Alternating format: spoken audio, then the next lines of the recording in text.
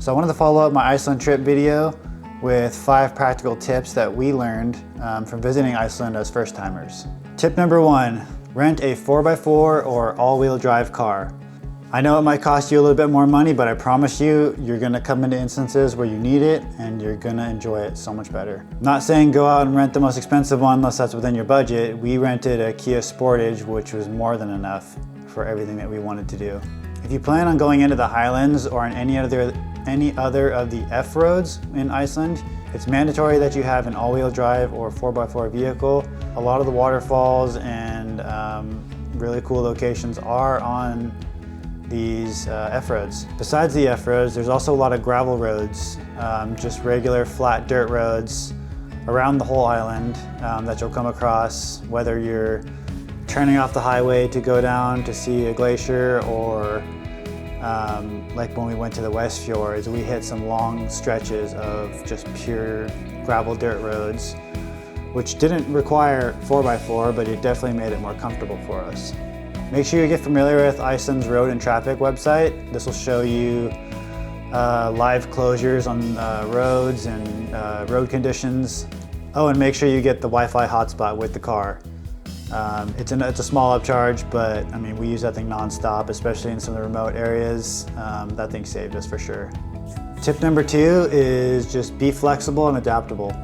Be flexible with your schedule and the things that you want to see. The weather changes very quick in Iceland, so you may be going out to one location and it's starting to rain, and you may have to pivot and go to somewhere else. For example, if you're driving out to a waterfall that requires a 30+ minute hike and it starts raining or looks like it's going to rain, as you're heading out to it, you may want to pivot and change your plan to go to one of the other locations that you had on your list, or drive a little further and backtrack is what we ended up doing on one of the times.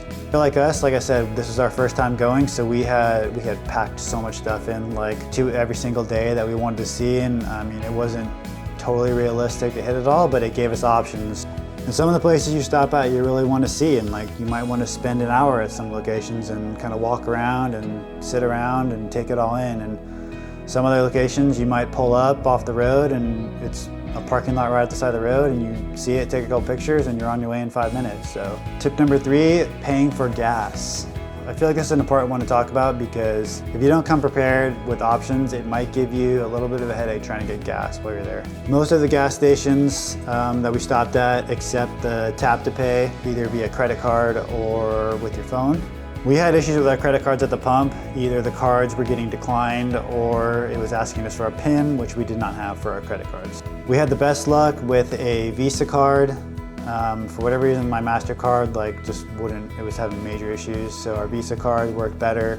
But what actually worked best for us was the Apple Card on our iPhones. That seemed to work almost every time. Some of the gas stations have you pre-select the amount of gas that you want to put in. Obviously, when you first get there and try and fill up the car, you're not gonna know exactly how much to put in or have any idea, but kind of as you go throughout your trip, you'll kind of get a better idea of how much is being used and how much you need to fill it up. But then other gas stations, when we pulled up, we tapped our phone and it just asked us to select either just regular gas or diesel, and then it just let us pump, and then we just pumped until it was full. So tip number 4, always check the weather. You'll want to get in the habit pretty quick of checking the weather every single day. Definitely at the beginning of the day before you go out, and probably throughout the day.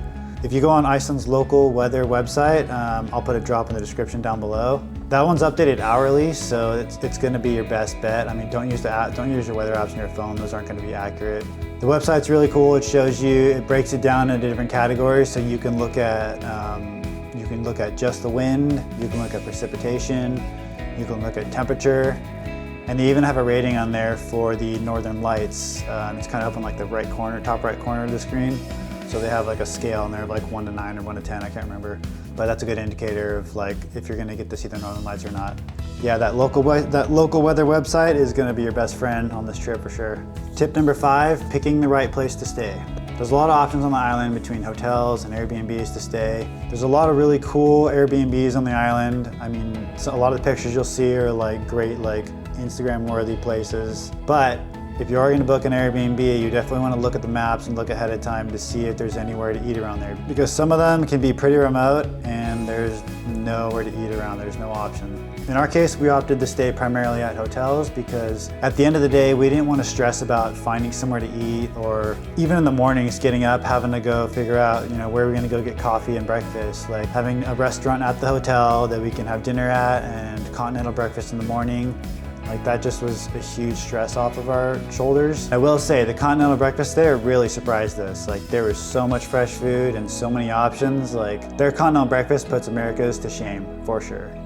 Some of the hotels we stayed at had other perks like saunas, hot tubs, big lounge areas to just hang out in, a bar. So yeah, again, it's kind of personal preference if you want that kind of atmosphere and options, or if you want to be a little more remote and kind of have some solitude.